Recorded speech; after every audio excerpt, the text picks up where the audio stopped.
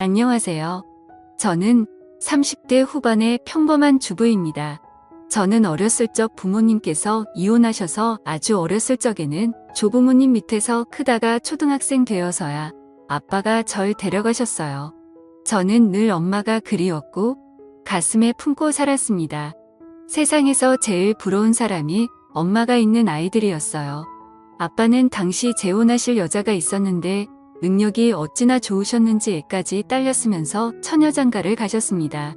아빠는 당시 트럭으로 야채 장사를 하셨는데 그곳에서 물건 거래했던 단골 손님인 새엄마와 만나 인연이 되었다고 합니다.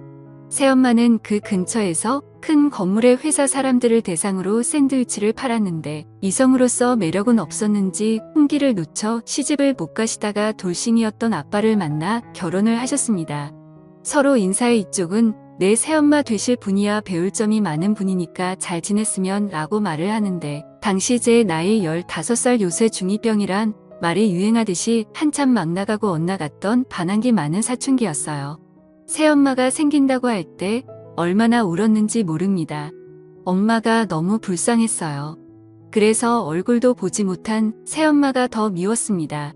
가서 말썽 피우지 말고 조용히 잘 지내라. 얼마나 젊은 아가씨가 싹싹하고 예쁜지 예쁜 자식 얻어줄 여자 드물어. 내가 잘해야 내 아빠도 길을 파는 거야 알겠어 라고 하시는데 하나뿐인 손녀 걱정보다 행여나 또 결혼이 잘못될까 염려한 아들 걱정이 먼저이신 할아버지셨네요. 어찌되었든 전 아빠네 집에서 살게 되었고 새엄마는 인심 좋게 제게 다가왔습니다. 소율아, 이따 나랑 쇼핑하러 가지 않을래? 실은 나 딸이 생기면 꼭 해보고 싶은 일이었거든. 됐거든요. 아주 웃겨. 누구더러 딸이래요? 쇼핑은 아줌마 혼자 하세요. 피곤하니까 라고 얘기를 했고 새엄마는 이해 못하지 않고 꿋꿋하게 제 곁을 맴돌았습니다. 그럼 엄마가 아니 내가 맛있는 샌드위치 해줄까? 아빠가 야채 싱싱한 거 가져와서 아주 맛있을 거야. 안 먹거든요. 샌드위치 많이 먹으면 살쪄서 싫어요. 전 아줌마보다 예쁘게 살고 싶거든요. 라고 했더니 곁에서 듣고 있던 아빠가 참다 못해 나서더군요. 그럼 일단 우리 다 같이 나갈까? 휴일인데 남들 같이 모처럼 외식도 하고 기분도 내고 하자. 메뉴는 아빠가 정할게 가자라면서 절 눈치 주며 쏘아보셨고 아빠가 엄마에게 매일 화를 내고 소리쳤던 기억이 남아 움찔하며 갈 채비를 차렸습니다. 새엄마가 원하는 대로 백화점에 도착해 제 옷을 고르고 있는 사이 저는 화장실에 간다고 하고 1층으로 내려와 액세서리 행사 매장에서 빠른 손으로 몇 개를 넣었어요. 아무도 안 본 줄 알고 쇼핑하던 새엄마에게 빨리 가자고 했고 백화점 밖을 빠져나가려 하는데 그만 가로막는 경비원들에게 제 손버릇을 들키고 말았습니다. 저는 그것 때문에 부모님과 함께 경찰서에 조사를 받아야 했고 새엄마가 경찰에게 빌고 절 호적에서 파버린다는 아빠를 말린 덕분에 고비는 넘겼습니다만 저도 어쩌질 못하는 도벽 때문에 곤란한 순간들이 참 많았어요. 결국 또다시 못된 손을 꿈틀거릴 때 평소 저를 지켜봤던 새엄마가 저를 붙들고 가게를 빠져나와 제 앞에 무릎 꿇고 울면서 말씀하시더라고요. 소율아, 나도 어렸을 적에 그랬어. 습관적으로 나도 그랬는데 곁에서 관심 주는 사람도 말리는 사람도 없어서 나는 결국 빨간 줄이 그어졌지만 넌 그러면 안 되잖아. 내가 더 관심 주고 말려줄 테니까 제발 너만큼은 온전하고 평범한 인생 살자. 라며 저를 보듬어 주셨는데 뜻밖의 생각지도 못한 고백에 저는 새어머니를 다시 보게 되었고 제 방황하는 심정을 이해해 줄 사람은 새엄마일 수도 있겠다라는 생각이 불현듯 들기 시작하더라고요. 어느 순간부터 저는 새엄마에게 마음을 열게 되며 곁을 주게 되었고 새엄마는 제게 친어머니 이상으로 더욱더 잘하게 되었습니다. 새어머니가 알아봐 주신 상담 치료까지 받게 되면서 저는 도벽의 상태가 점차 좋아지기 시작했습니다. 아빠가 또다시 바람 잘 날 없는 날들 때문에 자주 외박을 할 때쯤 우리 모녀는 서로를 의지하며 손을 잡고 함께 잠이 들 때도 많았어요. 고등학교를 마친 후 저는 엄마의 뒷바라지에 전문대학교 물리치료 쪽으로 진로를 결정해 가게 되었습니다. 졸업할 때쯤 병원 쪽으로 실습을 나가게 되었는데 그곳 물리치료를 받고 있던 지금의 제 남편을 만나게 되었어요. 저보다 5살 정도 많은 남자였는데 운동하다가 다리 쪽을 접질렀다고 했던 그는 저를 눈여겨봤던 건지 제게 식사 제안을 먼저 했고 얘기를 해보니 남편도 저처럼 부모 없이 조부모님 밑에서 외롭게 컸더라고요. 그게 공통분모가 되어 난생 처음 설렘을 품은 채로 관계가 발전해 연인으로 후에는 부부로서 인연을 맺게 되었습니다. 대학을 졸업한 후 2년 정도 있다가 결혼을 결심하고 제 예비 신랑을 집으로 데려갔는데 아버지가 다짜고짜 반대부터 하시더라고요. 미안하지만 난 화목한 가정에서 자란 사위를 바라네. 내 딸이 재혼 가정에서 자라받은 상처를 좋은 가정에서 자란 사람이 보듬어 줬으면 하고 하는데 제 예비 신랑을 2년 정도 봐왔지만 그 누구보다 바르고 착한 청년이었거든요. 새엄마도 간간히 제 예비 신랑을 받기에 인성을 증명해 주었습니다. 저희 모녀의 가진 설득에 아버지는 두 손 두 발을 다 들고 결국 허락해 주었고 저는 기쁜 마음으로 누구 못지않게 행복한 결혼식을 올렸습니다. 허나 결혼하고 얼마 되지 않아 아버지는 술을 사랑했던 대가를 받고 간암으로 운명하시고 말았습니다. 제 남편은 아버지 장례식에서 튼튼한 사위 노릇 아들 노릇을 했고 새엄마는 그렇게 생전 아빠가 속 썩였는데도 유달리 슬퍼하며 힘겹게 아버지를 떠나보냈습니다. 새엄마는 그 후부터 생기를 잃었고 말수가 많이 줄었어요. 퉁퉁했던 살도 너무 많이 빠져버려 마음이 아프고 걱정도 되었습니다. 게다가 사시던 집도 아버지 빚 때문에 다 넘어가게 생겨 작은 단칸방으로 쫓겨날 얘기였죠. 혼자 사시는 새엄마가 늘상 맘에 걸렸던 제 심정을 알았는지 남편이 먼저 제안을 해주었습니다. 우리 이참에 장모님 모시고 살까? 방도 2개나 더 있고 숟가락 하나만 더 놓으면 되잖아. 정말? 정말 그래도 돼? 나는 자기가 우리 새엄마 내 친엄마 아니라는 걸로 싫어할 줄 알았거든. 당신한테 친엄마 이상인 분이시잖아. 내가 부모님이 없어서 그런지 장모님이 따뜻하고 편안했거든. 우리 엄마라고 생각하고 나도 잘 모실게. 이렇게 남편과 저는 합의를 본 후 뜻을 새엄마에게 전했고 새엄마는 저희 뜻에 감동받았는지 한참을 그 자리에 서서 오열했네요. 그렇게 저희는 새엄마랑 합가를 하게 되었습니다. 엄마는 늘 송구스러워하시며 집안일을 전담하셨고 그간 모은 돈이라며 5천만 원 정도 저희에게 돈을 주시기도 했습니다. 남편 사업이 좀 어려웠을 때였는데 그걸 어떻게 아시고는 보태주셨던 거예요. 남편은 진심으로 엄마에게 고마워했고 우리는 날마다 꿀같이 달달하게 살았습니다. 그러던 어느 날 예상치 못한 손님이 제 앞에 찾아오셨습니다. 그토록 그립고 보고 싶었던 눈을 감다라도 결코 잊을 수 없었던 그 사람네, 바로 절 낳아준 절 어렸을 적 버리고 갔던 저희 친엄마였어요. 친엄마는 어느 젊은 여자와 커다란 캐리어를 들고 왔는데 아무리 시간이 흐르다지만 알아보지 못할 정도로 변했고 굉장히 세련되어져서 나타났습니다. 가끔 위아래로 저를 한심하게 훑어보시더군요.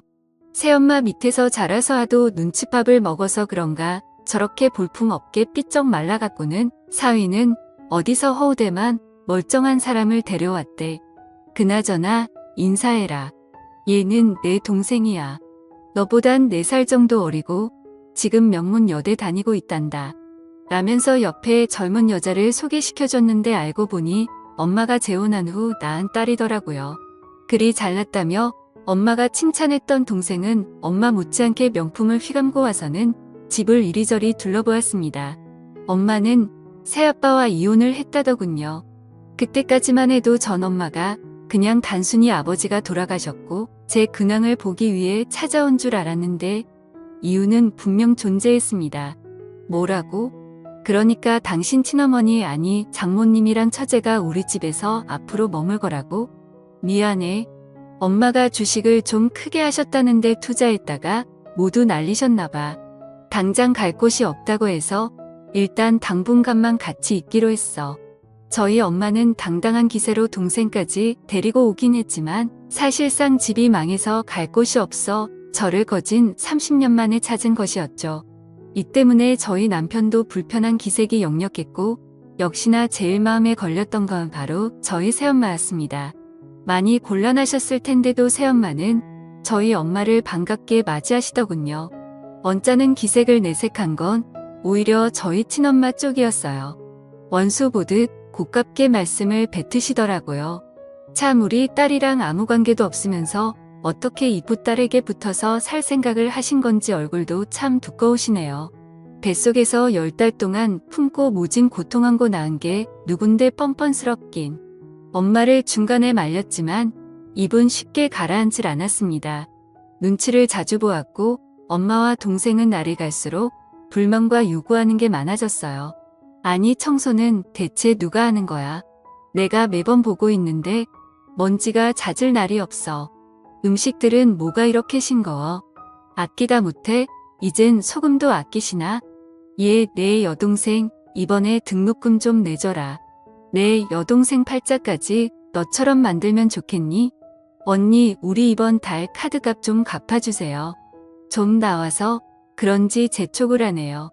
엄마가 오면서부터 저희 집에 아끼고 잘 살았던 생활 패턴이 완전히 무너져 버렸고 엄마와 여동생 뒷감 당하기에 힘이 붙였습니다.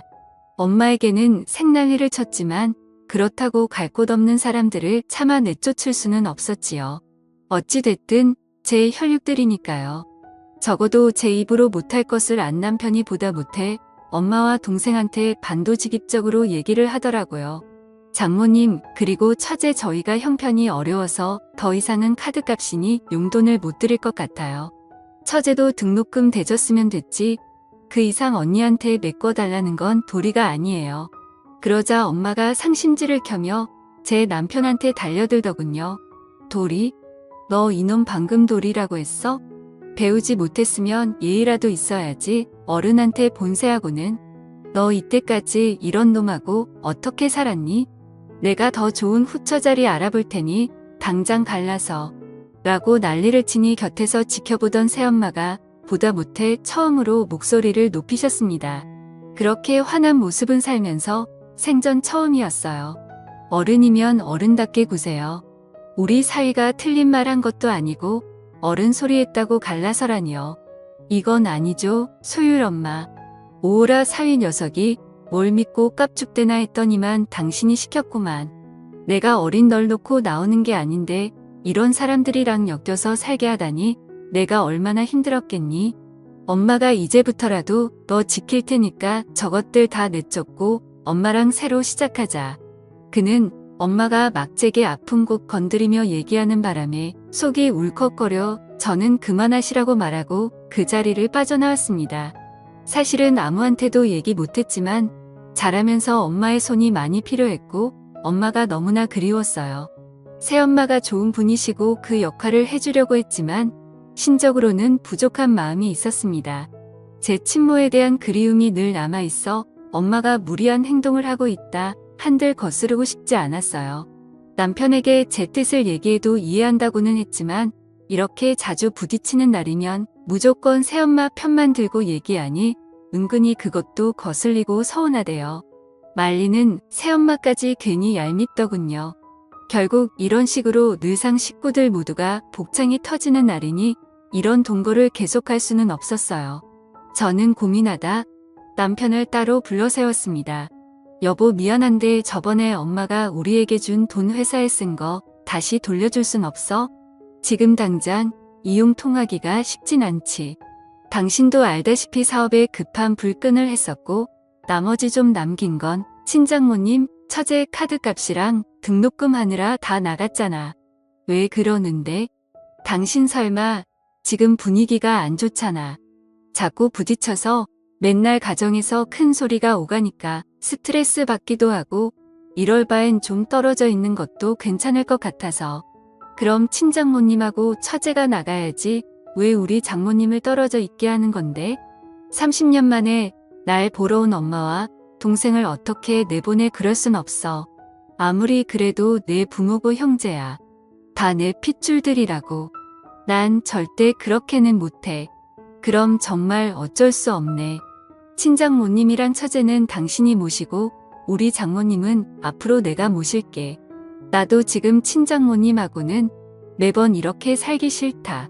저는 그게 무슨 말이냐고 엄마를 모시면 나하고는 어떻게 할 거냐고 했더니 미안하다며 엄마랑 여동생이 떠나면 그때 돌아오겠다고 저를 외면했습니다. 그리고 남편은 이튿날 정말로 짐을 싸서 새엄마와 같이 집을 나가버렸습니다.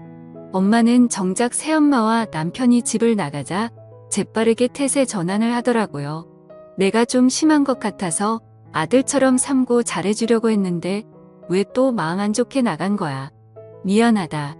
엄마가 이제부터 너한테 못해준 뒷바라지 지금이라도 하며 제게 연애 때와는 달리 애원을 했고 저는 그 애원에 넘어가 일단 남편에게 연락해서 제발 돌아와 달라고 새어머니께는 달달이 용돈도 드리고 어떻게든지 살게끔 해드릴 테니까 아들 삼겠다던 우리 친엄마 마음 좋게 여기고 오라 했지만 전혀 먹히질 않았습니다. 결국 저는 엄마와 동생을 데리고 살게 되었고 자연스럽게 가장이 되었으며 매달 나오는 지나친 카드값도 모자라 더욱이 엄마가 이혼했다던 재혼한 남자까지 그러니까 새아버지까지 우리 집에 들어오게 된 것이었어요. 잠시만 살려던 그들 세 가족은 저희 집을 차지해서 자신의 것인 마냥 누렸고 저는 매일 들어와 집안일에 시달리며 돈줄 노릇을 해야만 했습니다. 그리고 정말 후회하며 폭발할 만한 일이 드디어 터지고 말았습니다. 좋은 사람 만나서 아무래도 결혼해야 할 것 같은데 예단 좀 대줘요 라면서 배를 어루만지는 배를 보며 공부하라고 등록금 대주었더니 엉뚱한데 시간을 썼는지 임신한 배를 만지며 갸륵하게 웃는데 눈앞이 캄캄했습니다. 가뜩이나 혈압이 올랐지만 꼭 눌러 참고 미안한데 대출도 못 받고 더 이상 돈이 없다고 하니 엄마가 안면 몰수하며 또 나서더라고요. 이 집 있잖니? 담보로 대출 받아 예단 좀 해주면 안 되겠니? 내 세부 될 사람이 아주 마치 예비 법조인이라니까. 지금 로스쿨 다닌다는데 어디 법조인 사위를 얻어봐. 외돈도 다 갚고 너 은혜 모른 척하겠니? 애시당초 내 남편하고는 근본부터 다른 사람이라니까. 돈 좀 남으면 내 새아빠 재기하게끔 투자도 좀 하고 지금은 비록 망했지만 한 방에 있는 사람이야. 저는 엄마의 말에 이성을 잃고 그 자리에서 소리를 지른 뒤 바닥에 주저앉고 말았습니다. 그리고 내가 살기 위해 그 집에서 빠져나와서 한참을 걸었어요. 어디서부터 뭐가 그렇게 잘못된 건지 난 그저 엄마가 그리워서 보고 싶어서 같이 모시고 싶었던 것뿐인데 엄마는 제가 생각해온 사람이 아닌 게 문제였던 걸까요? 오늘따라 유난히 새엄마와 남편이 그리웠습니다. 감정에 북받쳐 나오긴 했지만 갈 곳이 없더라고요. 큰맘 먹고 괜찮겠지 마음 먹고 다시 들어갔는데 도어락을 조심히 열고 들어가니 오붓하게 새 식구가 TV 보며 하하오 즐겁게 지내고 있더이다. 누구도 원망할 수 없었고 그대로 돌아설 수밖에 없었어요. 세월이 무정한 탓인지 인간의 이기심 탓인지 친엄마의 진짜 모습 앞에 진심으로 후회를 하며 남편에게 연락할 수밖에 없었습니다. 당신이 옳았다고 하며 전화기를 붙들고 한참이나 울었습니다. 남편이 제 절실한 말을 듣고 바로 제 앞에 오더라고요. 곁에는 새엄마도 함께였고 앙상해져 버린 저를 맞아주며 안쓰럽게 눈물 짓고 온 저를 다독여 주었습니다. 괜찮아, 소율아. 아무 말 안 해도 그 심정 내 잘 안다. 엄마 품으로 잘 돌아왔어. 내 새끼 미안해.